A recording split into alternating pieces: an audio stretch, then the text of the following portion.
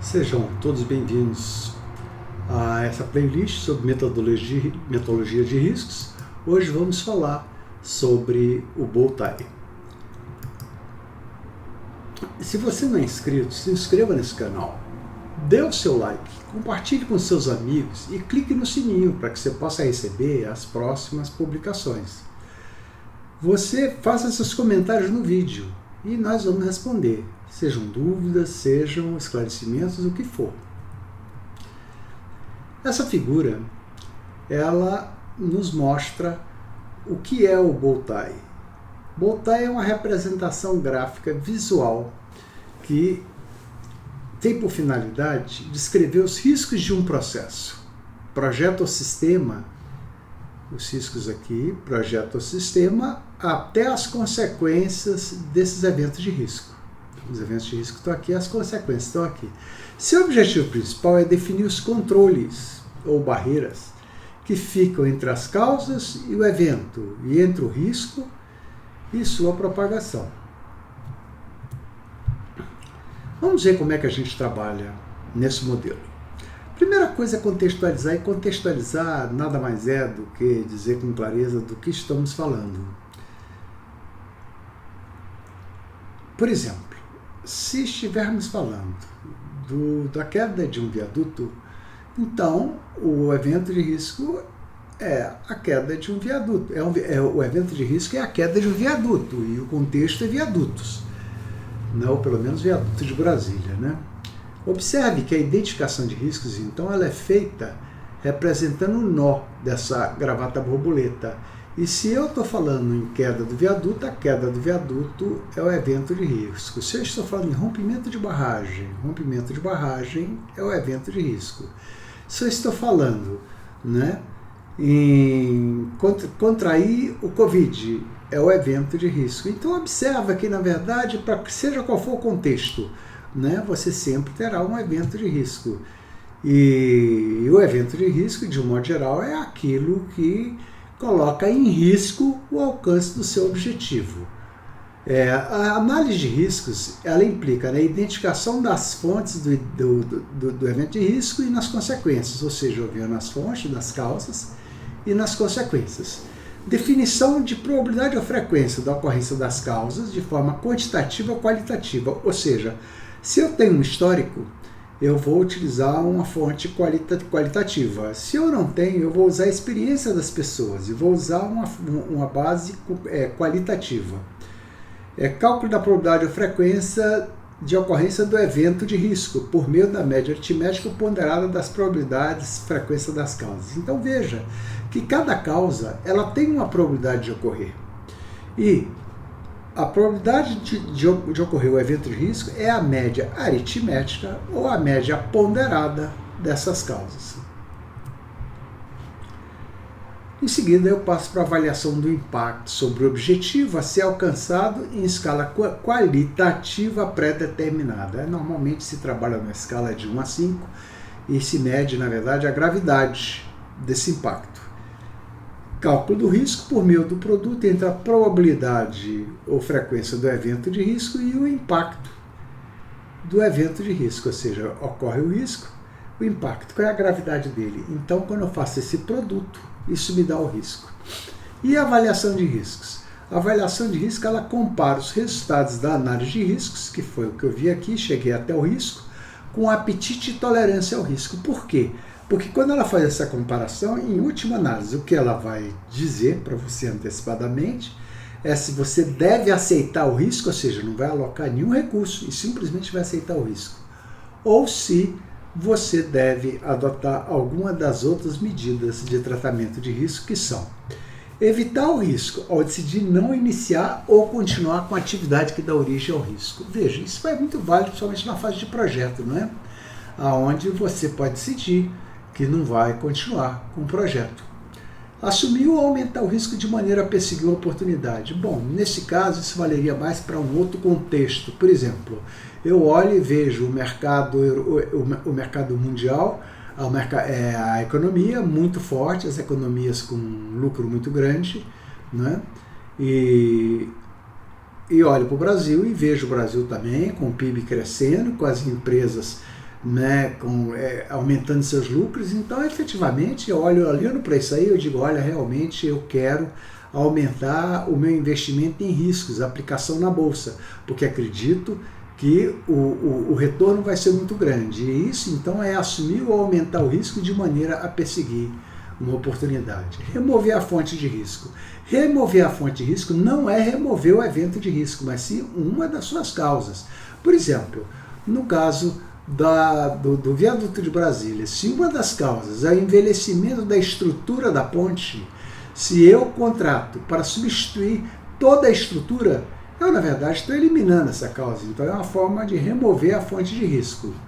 Mudar a probabilidade. Como é que eu mudo a probabilidade? Eu mudo a probabilidade quando eu estabeleço controles, né? Ou seja, aqui, se ao invés de pedir para substituir toda a infraestrutura da ponte, a estrutura da ponte, fizesse somente parte, somente isso já estaria mudando a probabilidade de ocorrência dessa causa. Mudar as consequências, a mesma coisa. Quer dizer, quando eu chego e quando eu entro com um controle com relação à consequência, ou seja, rompimento de uma barragem. Então, se eu crio um muro de arrimo, é uma forma, um muro de arrimo alto, forte, é uma maneira, né, de eu conter a lama que vai sair da barragem caso ela venha a se romper. E dessa maneira, então, aquele impacto que seria a morte, ele fica absurdamente reduzido, né? Eventualmente, dependendo da eficiência desse projeto, inclusive eliminado. Compartilhar o risco. Compartilhar o risco é terceirizar o risco. Veja, não altera em nada o risco. A única diferença é que eu não assumo mais o risco. Tem alguém que vai assumir o risco. Isso é compartilhar o risco, terceirizar o risco. E reter o risco por decisão fundamentada é aquela situação onde você tem um risco, mas esse risco é menor do que o seu apetite ao risco. Né? Você estabeleceu um apetite ao risco médio e, na verdade, você calculou o risco e descobriu que o risco está numa faixa de baixo risco. Então, você não vai fazer nada, você vai simplesmente reter, você vai aceitar esse risco. Quando a opção é por mitigar os riscos, envolve definição de barreiras ou controles preventivos e reativos. Bom, passos posteriores. Uma vez que eu tenha chegado, então, na avaliação de riscos, o que eu vou fazer? Eu vou pegar, então, vou documentar tudo isso aí. Eu vou pegar, vou colocar o evento de risco, as diversas causas, impactos. Vou fazer as linhas que interligam os impactos e as causas ao evento de risco.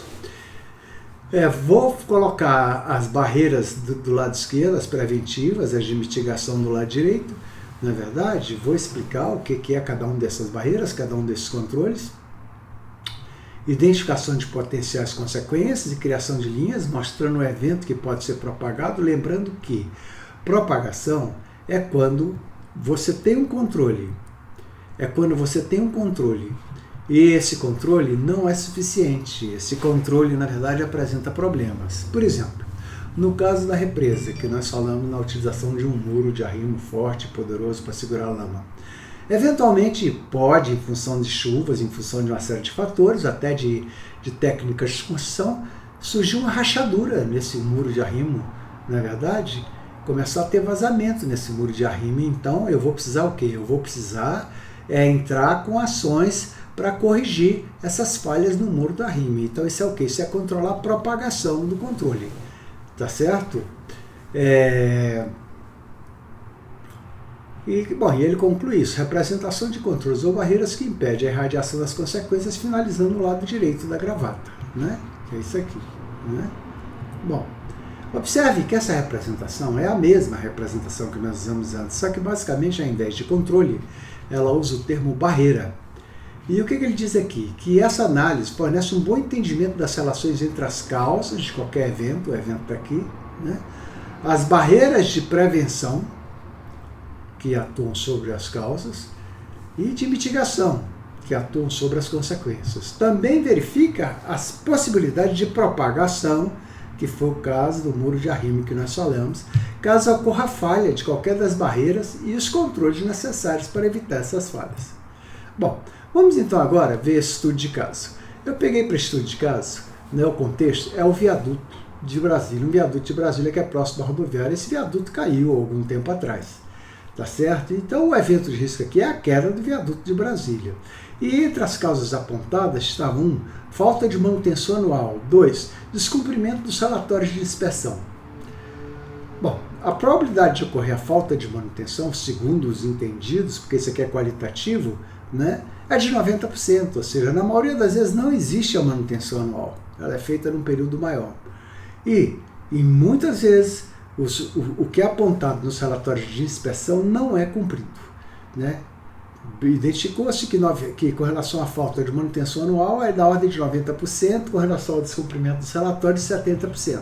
Se eu fizer uma média aritmética, eu vou chegar em 80%. Observe que não precisaria ser obrigatoriamente uma média aritmética, isso é porque eu que estou fazendo. Se você estivesse fazendo, você poderia chegar à conclusão que deveria ser uma média ponderada, aplicando um peso maior para a causa que você julgasse importante. A probabilidade de ocorrência do evento de risco é a média aritmética ponderada das probabilidades das causas, que é 80%. O impacto, morte de pessoas, é de gravidade máxima, 5. O impacto, destruição do patrimônio, é de gravidade alta, 4. Então, observe que o risco é o produto da probabilidade de ocorrência do evento de risco, vezes o quê? Vezes a gravidade do impacto, sendo que para cada impacto você vai ter um risco. Então, no caso do risco 1, que eu estou chamando a morte de pessoas, foi 80% vezes 5, que é a gravidade dele, deu 4. Então, ele está classificado em alto. E o risco 2, que é a destruição de patrimônio, deu 3,2, que também está em alto. Bom, pessoal, aqui nós encerramos nossa exposição com relação ao Boltai. No caso de dúvidas, por favor, coloquem lá no vídeo as dúvidas que porventura vocês tenham. Algo mais que vocês gostariam que fosse apresentado, que fosse mostrado com relação a esse tema, que nós estaremos à sua disposição. Então, até o nosso próximo encontro.